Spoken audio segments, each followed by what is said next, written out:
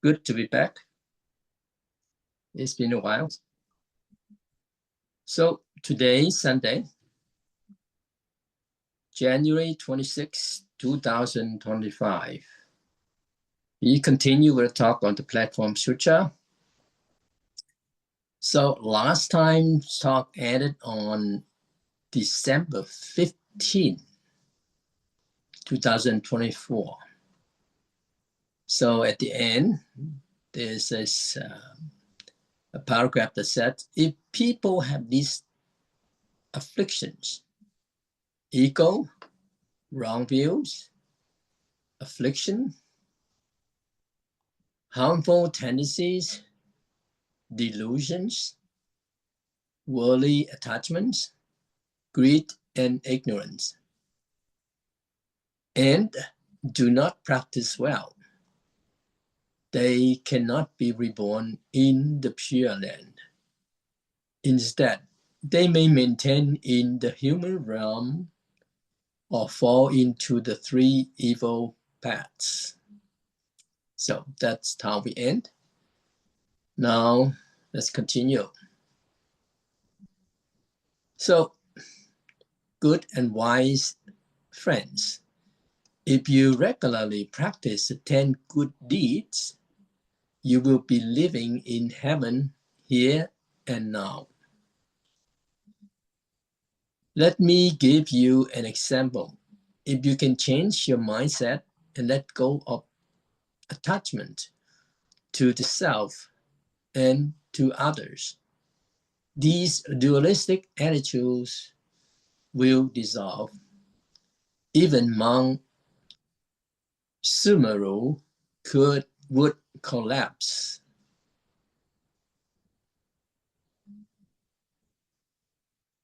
So if you can eliminate the evil thoughts in your heart, even the waves of negative emotions will cease and the ocean will dry up.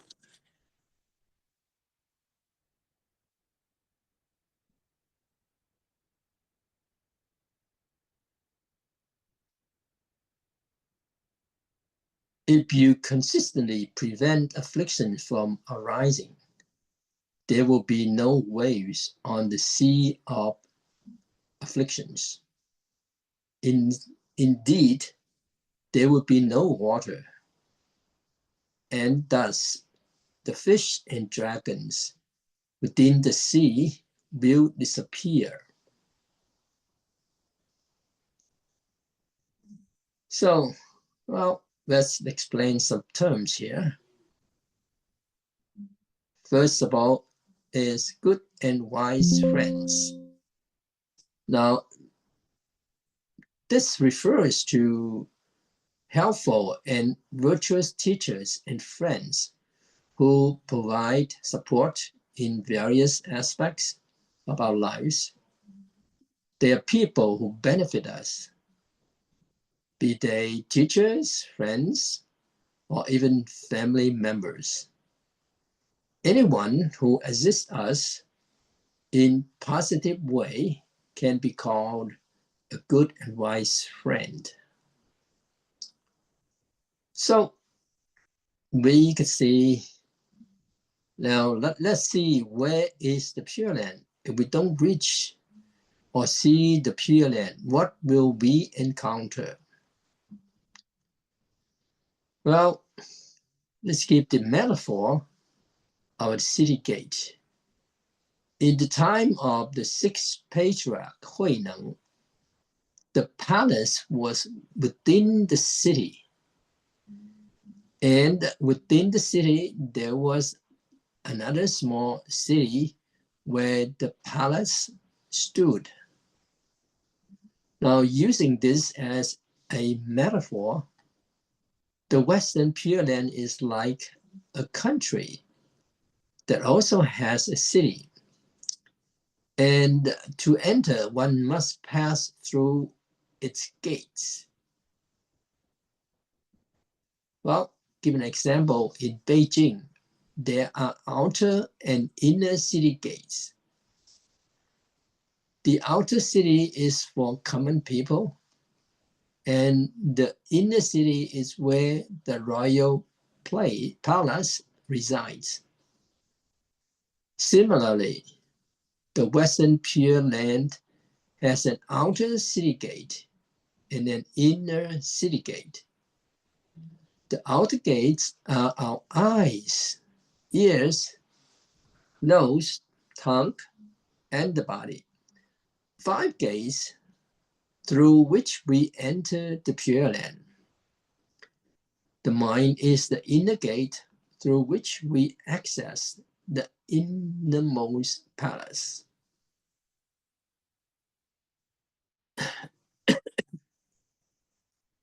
So the palace is the seat of the mind, where a king or Buddha nature resides. Nature or Buddha nature is a pure, untainted mind with wisdom, free from afflictions. The mind itself may have afflictions or be free from them, meaning it can generate either negative emotions or wisdom. But once it reaches the state of nature, it contains only pure wisdom, free of afflictions, filled with boundless virtue, and devoid of wrongdoing. This is the nature king. And the king here refers to Amitabha Buddha, who is none other than ourselves. The king within our inner city is our own mind. When our mind is free from afflictions and pure, it becomes indistinguishable from Amitabha Buddha. What we then perceive is the Western Pure Land, as our mind and Amitabha Buddha align, revealing Amitabha's Pure Land. So you could say creating good or evil is a matter of one thought. Now let's clarify the difference between the inner and outer gates. Eyes, ear, nose, tongue are 4 gates, and our experiences are received through the sensory functions of the body and create reactions in the mind. This mental reaction, triggered by the senses, involves our 5 sense faculties, known as the 5 roots. These 5 roots are entry points, which can also lead to the Pure Land. So if we perform the 10 good deeds, we can enter. If we perform the 10 evil deeds, we cannot. Who creates these actions? The 10 good deeds and evil deeds we committed are manifested through both inner and outer gates. The outer gates relate to killing, stealing, and sexual misconduct, while deceptive speech includes 4 types: gossip, abusive language, lies, and seductive or harmful speech. Through our body, speech, and eyes, we react to what we see and hear by criticizing or arguing. Both good and bad actions are carried out through the 5 roots. resulting in reaction of greed and anger in the mind. Thus, whether practicing the 10 good deeds or the 10 evil deeds, our sensory gaze of eyes, ears, nose, tongue, and body are involved. By turning toward goodness, we enter the Pure Land. By choosing evil, we pass through the 6 gates into realms such as hell, hungry ghost, or animal, or we may remain in the human realm. So each of us has gates. Where are the gates to hell? They are within us. Hell has no external doors. The Western Pure Land has gates, and within our mind and body, we possess 6 gates. Each gate can lead to hell or the Pure Land, as these paths exist within our own hearts and mind.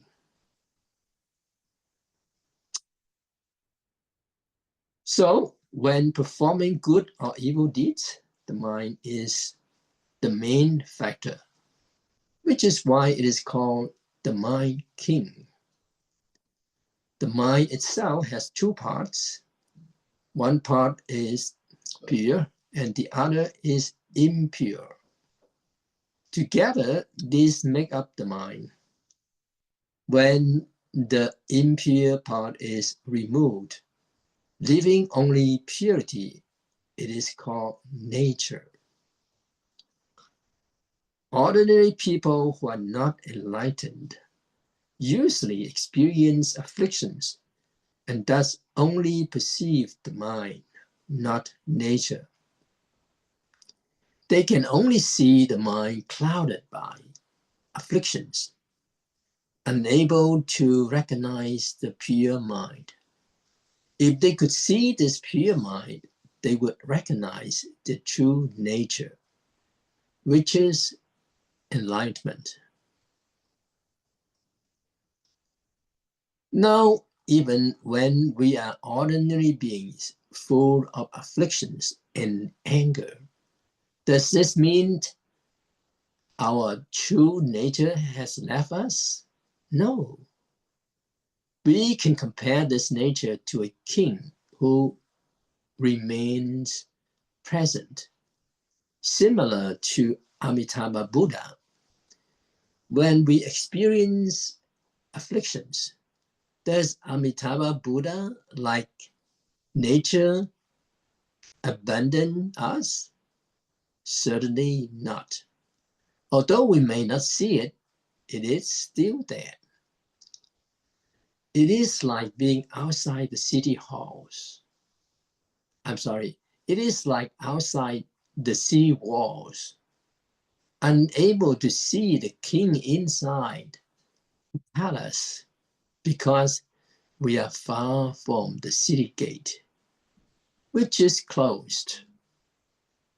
But is the king present? Yes, the king is resting. So now when the platform Sutra said, when nature is present, the king is present. When nature departs, the king is gone. And when nature remains, the body and mind endure. When nature departs, the body and mind decay. What do this statement mean? Well, first of all, we say the Buddha nature is ever present. So some say the enlightened child observes the world as arising solely from the mind's capacity, manifesting in various forms. According to the 6th patriarch, The Western Pure Land manifests from one's own mind, arising spontaneously. Thus, from the external gaze of the Saha world, the mind is observed, cutting off the flow of afflictions, revealing the radiant purity of the mind. This view of the mind is identical to the pure nature within the inner gate of the Western Pure Land. So what does nature mean? It refers to our inherent Buddha nature, which is always present, whether we recognize it or not. So the question is that, can nature be something that comes and goes? Can it exist or not? This is a deeper meaning for those who have not realized their true nature, who have not awakened. We might tell them that there is a king within the city, which is Buddha nature, who is vastly different from us.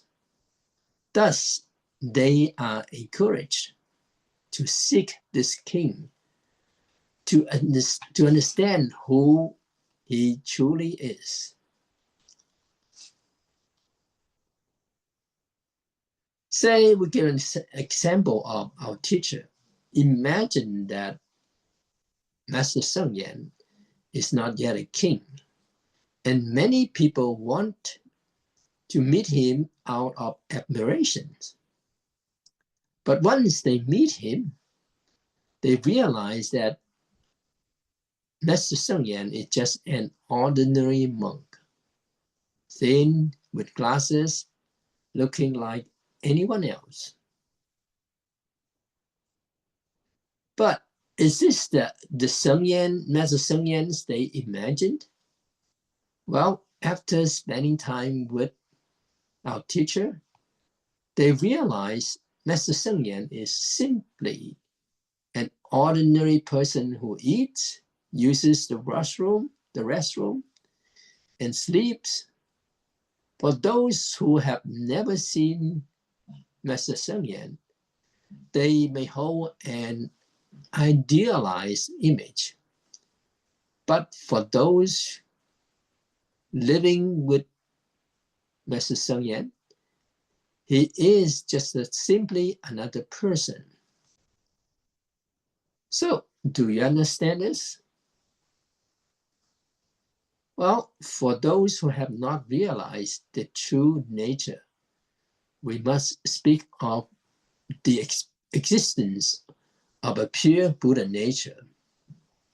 However, for those who have seen the true nature, is there still such a thing as Buddha nature? No, it becomes invisible. So the saying of, when nature is present, the body and mind endure. When nature departs, the body and mind decay. This statement speaks to the concepts of attachment and non-attachment. When we hear that each of us has a pure Buddha nature within, we are encouraged to use our physical body and mind to practice, so we can experience this inner Buddha nature. Thus, we use the body and mind as tools for cultivation. Before realizing one's nature, while not yet unified with it, one needs to rely on ordinary body and mind for practice. But once you attain complete enlightenment, becoming indistinguishable from the Buddha, the physical body and mind are no longer needed. This state transcends attachment to both the body and the five skandhas, namely form, sensation, perception, volitions, and consciousness. So the phrase emptiness of the five skandhas means that both body and mind have been transcended. Emptiness of the four elements implies that the physical body and its environment are no longer sources of attachment. This does not mean they literally disappear, but rather that one no longer clings to them, generating no afflictions due to body, mind, or environment.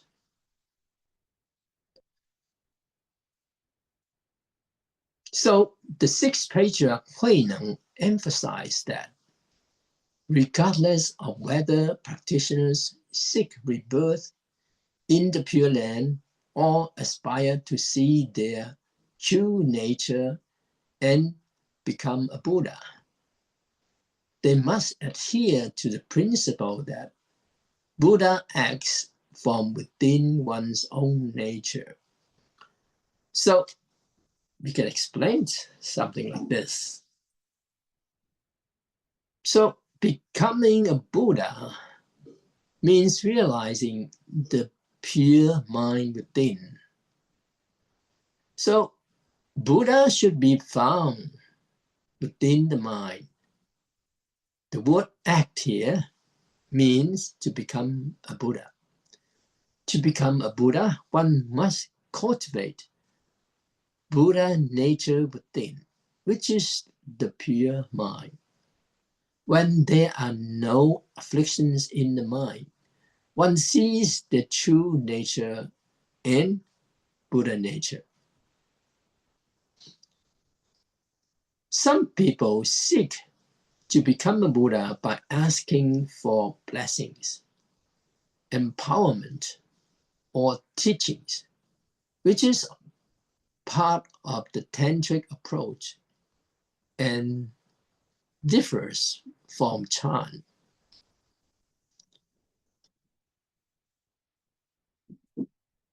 So in the esoteric teachings, there's also a notion of external seeking. Seeking rebirth in the Western Pure Land counts as seeking. Seeking to overcome afflictions and attain enlightenment is also seeking.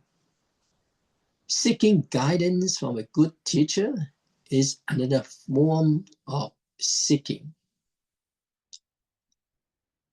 Seeking help from Buddhas, Bodhisattvas, and Dharma protectors is also seeking. Therefore, both exoteric or esoteric traditions involve seeking. However, tantric practitioners tend to seek extensively, while it is less apparent in exoteric teachings. It is challenging to start practicing Buddhism without any form of seeking. Initially, one practices seeking enlightenment, wisdom, liberation from afflictions, and possibly for health, longevity, wealth, wisdom, or favorable outcomes.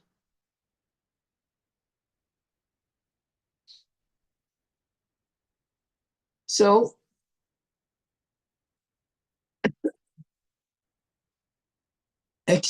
first of all, is that external seeking reflects attachments.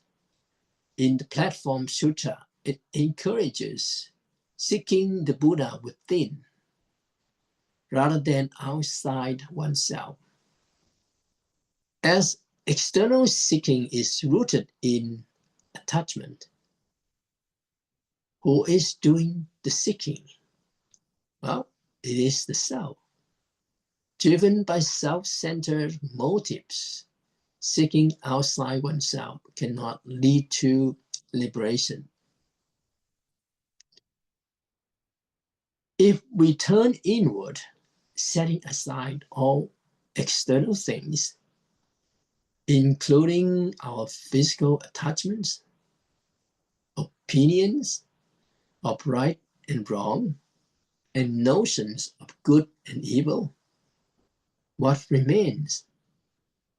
Inside, there's nothing left to seek. Memories, thoughts, and concepts are all influenced by the external world. Once we let go of everything external, nothing remains within.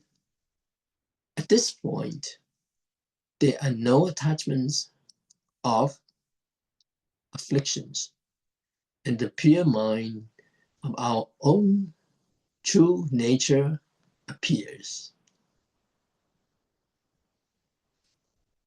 So the saying of when the self-nature is lost, one is sentient being. When self-nature is awakened, one is a Buddha.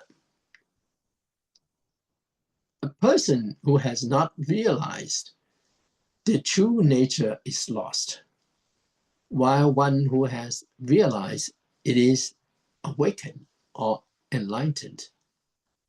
Being lost can be called ignorance, afflictions, suffering, samsara, or simply self. When one's self-nature is lost, one is a sentient being. When self-nature is awakened, one is a Buddha. When a person sees their true nature and unifies with it, they are inseparable from Amitabha Buddha.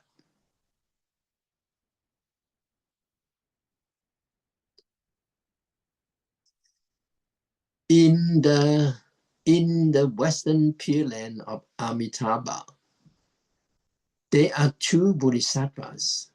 One is Avalokitesvara Bodhisattva and Mahastamaprata. So Sakyamuni Buddha introduced us to this Pure Land. However, from the perspective of the Platform Sutra, while it does not deny the existence of the Western Trinity, well, Amitabha and the two Bodhisattvas, right? Or Sakyamuni Buddha, it emphasizes that one should not only seek to see the physical forms of these Buddhas and Bodhisattvas. The true objective is to recognize the virtues and qualities of these Buddhas and Bodhisattvas. Only by perceiving the virtues of the Buddha and Bodhisattvas does one truly see them. If one only sees the form of the Buddha or Bodhisattvas without recognizing their virtues, this is not truly seeing them. Such forms are mere experience, temporary representations for us to observe. It is like trying to see a teacher, Master Sheng Yan, through a television screen. Although you can see him, it is only a recording, not the actual person. Or if you go to great great length to see him in person, you might only see his outer appearance. To truly know him, you would have to understand every thought in his mind, his deeds over countless lifetimes, both virtuous and not. Only then would you have truly seen who? Our teacher, Master Sheng Yen. So the Platform Sutra does not deny the Western Pure Land, but encourages us to see the Dharma body and virtues of the Buddha and Bodhisattvas as that is truly encountering them.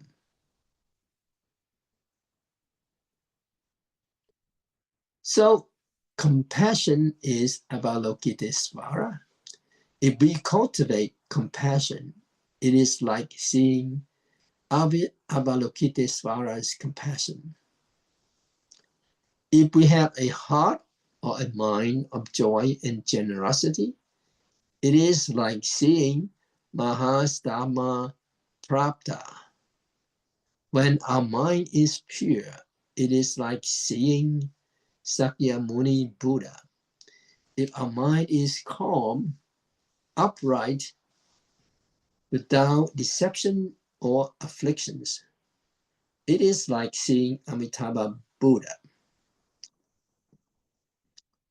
However, some people, after reading the Platform Sutra, believe they do not need to seek the Western Pure Land because they think that embodying compassion makes them Avalokitesvara. Having joy and generosity makes them Mahastamaprapta. Purity makes them Sakyamuni Buddha, and uprightness makes them Amitabha. They presume they embody all these qualities, yet remain filled with greed, anger, ignorance, arrogance, and doubt, without acknowledging their afflictions. This misunderstanding, without striving for genuine liberation, is quite dangerous. Well, let us see the explanation of the 6 metaphors. So the ego is like Mount Sumeru. Delusion creates attachment to self and others.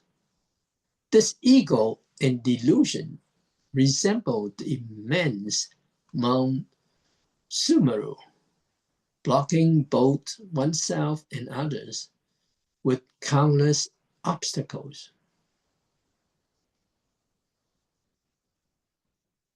A crooked mind is like the ocean water.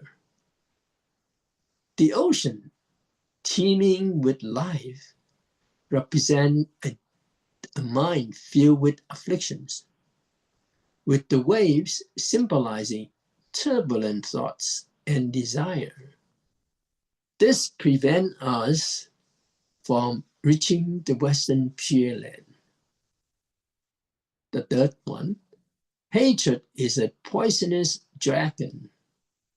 This toxic feeling of anger within us is like a venomous dragon lurking in the sea.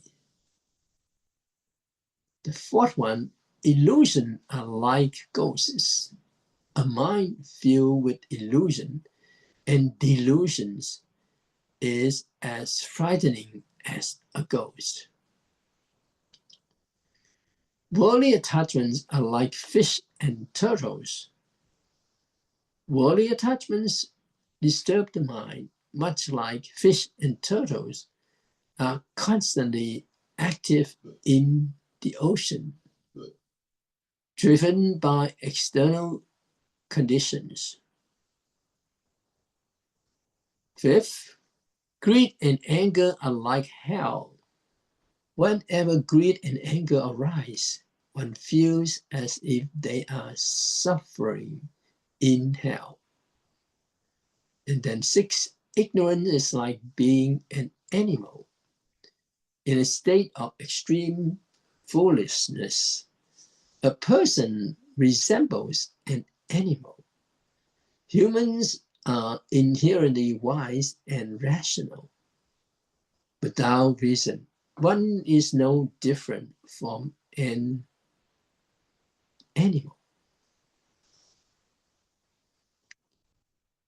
So, if we wish to be reborn in the Western Pure Land, we must emulate Avalokitesvara Bodhisattva, Mahastamaprapta Bodhisattva, and Amitabha Buddha. However, if we are plagued by issues such as ego, ill intentions, afflictions, hatred, illusion, worldly attachments, greed, and ignorance, we cannot reach the Pure Land. Instead, we may remain in the human realm or fall into the three evil paths, which is hell, hungry ghosts, and animal.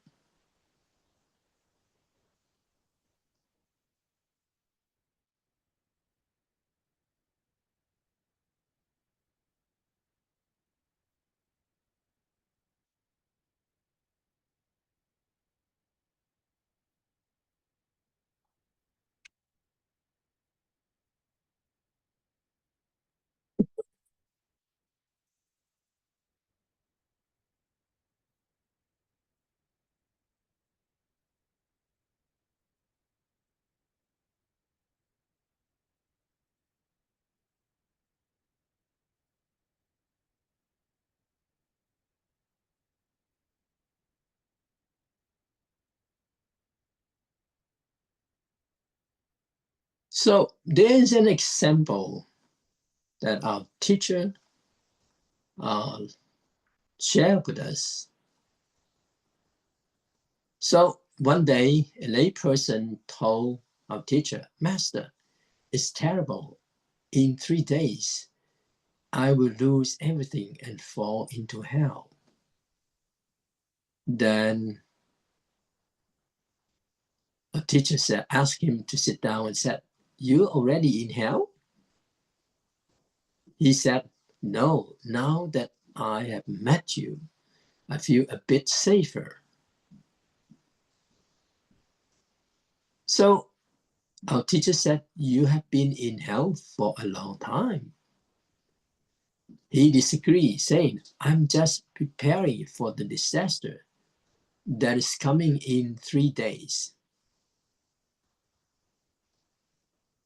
Well, then our teacher explained, when hell appears before you, you can say, "This is hell.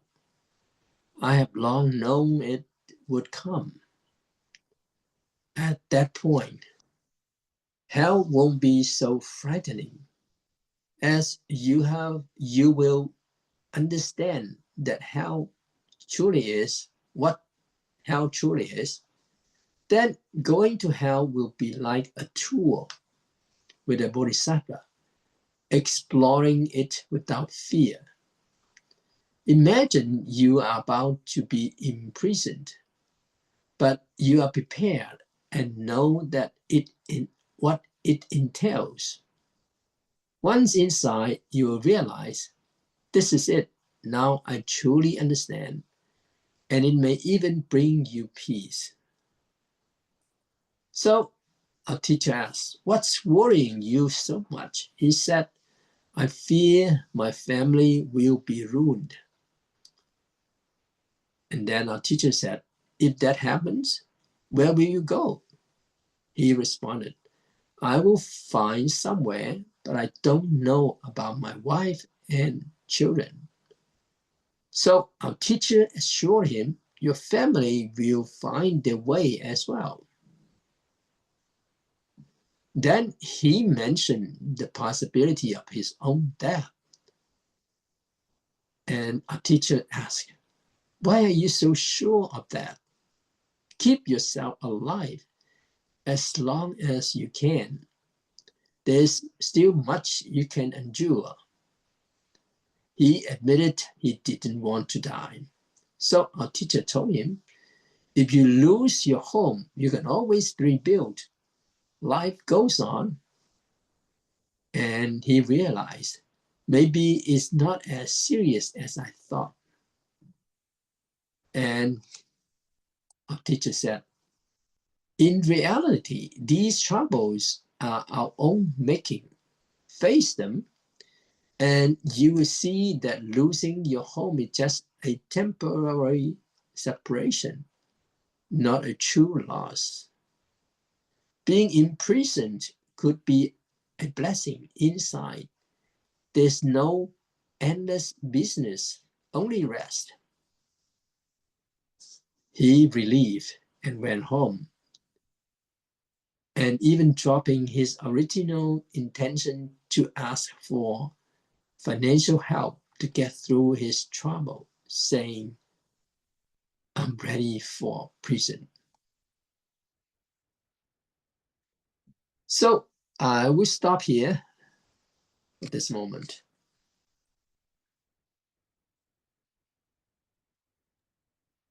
Well,